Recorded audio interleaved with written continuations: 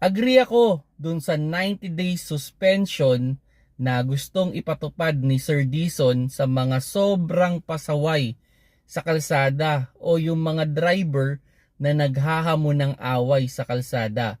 Maganda yan para tumino talaga yung mga driver na pasaway.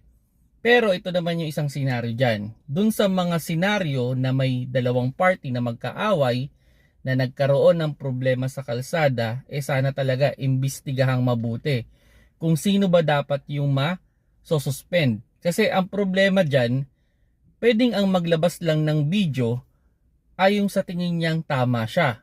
At yung kabilang part sa tingin niya ay mali siya, syempre hindi niya ilalabas yung video. Now, kung sakali mang magkakaroon ng investigation, mas mabuti na gumamit ng public CCTV like yung mga CCTV sa barangay para maimbestigahan mabuti kung sino ba talaga ang may problema at dapat masuspend.